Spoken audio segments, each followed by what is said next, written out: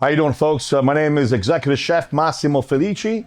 I am here at Cheech. I am the owner, along with my wife, the real owner behind me. We're located right on Bay Street in a beautiful section of Rosebank. We specialize, like many other restaurants in Staten Island, like in Italian food, but I try to be as traditional as possible, meaning the way we make it in Italy. My first restaurant was in Italy. I was lucky to open up in the mid-90s in Florence, Italy, and I think I brought a piece of that here to Cheech. Obviously, I gotta put a couple of other items were traditional to the Italian Americans here. Aside from having the restaurant here, I have other ventures also on Bay Street, down by Stapleton. I love the North Shore. My businesses are here. My home is here. My kids go to school here. I also became part of, aside from trying to serve the neighborhood, a great experience when they walk in, great food, great service. And, we try to make people feel at home as much as possible because it's not just about the food. It's about the ambiance and how you are greeted and how we hang out. SIDC approached me. We were able to put together the Rosebank Merchant Association, which somehow they made me the chair of this group, and a great other bunch of people that are all merchants in the area. We get together and we try to give back to the neighborhood. How do you give back to the neighborhood? Look, we do small little things that our neighbors love. We put together a bunch of little block parties and festivals, Easter egg hunts, try to work with the parks department, do a little cleaning of the streets and tree beds and just try to make our neighborhood a little nicer, which obviously helps us as well because it'll bring more attention to the neighborhood. Obviously, it'll bring more people to my restaurant. Just try to give back in all ways, not just feeding them and that's it. Also because let's say, I don't have a business here and I live somewhere in Jersey. I have a business here and I drive 2 minutes to my house. So this is also my neighborhood. I am also a neighbor like everybody else, but on top of it, also invest in money to run a business as well. I just try to be as part of the community as much as possible, not just on the business part, but also as a neighbor part. Yo, what's up? Chef Massimo Felici again. I'm in my sweet spot right now, behind the line. I'm gonna show you a classic. Everybody loves old school linguine white clam sauce. Nothing fancy about it, but I'm gonna show you what I use, okay? Obviously, we got some nice fresh garlic, already peeled. Little peperoncino fresh parsley. I use little baby clams, and these are top necks. What I use with these is, I already shuck them, and this is my fresh clam juice and chopped clams. All the water comes out of these nice little suckers. So let's start. Extra virgin olive oil, the good one, and a little Pinot Grigio, a little something, something. So, abundant extra virgin in there. And your little chopping now, watch. I'm gonna do a little garlic.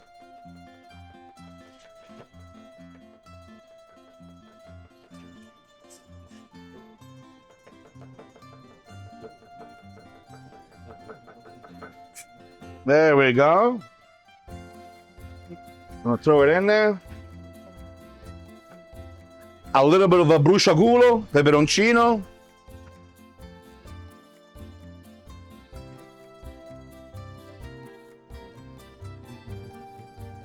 I like a little extra. I'm gonna put it right in there. Cold pan, put it in there. Now you start the heat. So the garlic will infuse with the red pepper right now. Make it nicey. This guy's a professional when he does this, man. Better than me at it. See, look at that. Nice. L'agua, papi, l'agua. Yeah, look at that. Beautiful. There we go. Put it right here. We're going to chop it up, man. This is our clam juice right there. Not that stuff out of a can or a bottle. And then we do this. We take this sucker, chop it up. Now we're going to hit it. Take it out of the flame.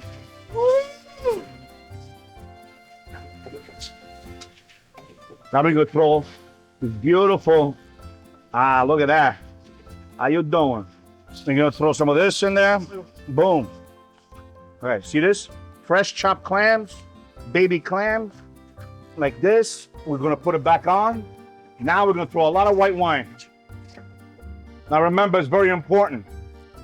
This is for me. It's my linguine white clam sauce. But you gotta make sure that the Pinot Grigio or the Chablis or whatever white wine you're using, if you can't drink it, you can't cook with it.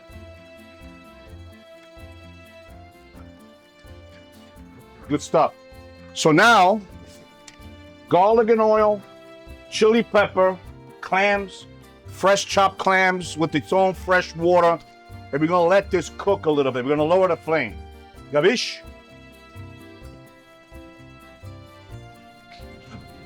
It's gotta be al dente. That's al dente. All right, now we're gonna do the linguine. Needs another 2-3 minutes, but we're gonna take it out early. And we're gonna put it in there. And we're gonna let the pasta finish cooking inside of the juice. So it's gonna release the starch. And it's gonna thicken out the sauce. And the spaghetti is gonna suck up that clam juice. Like that. 2 minutes like this, we're done. Woo!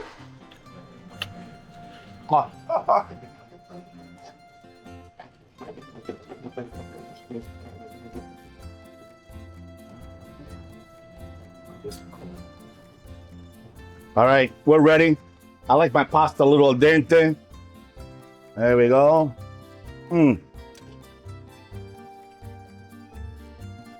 Oh, look at that.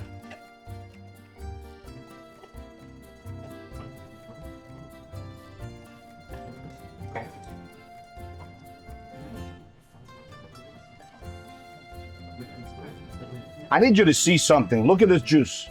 It's not watery. Look at this juice. Look at the color. It's nice and beautiful. The starch helped out.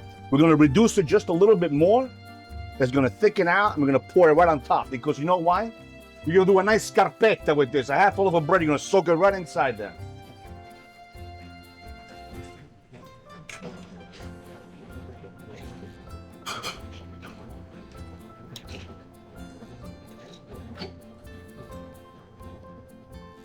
Oh, are you kidding me? Let's go eat. Well, look, how do we grow our merchant association? I mean, listen, people will have different thoughts on that, but it comes down to one basic one first. The more people, the more merchants join us, and the bigger the community comes, the more the merrier. More ideas, more effort, a lot of it.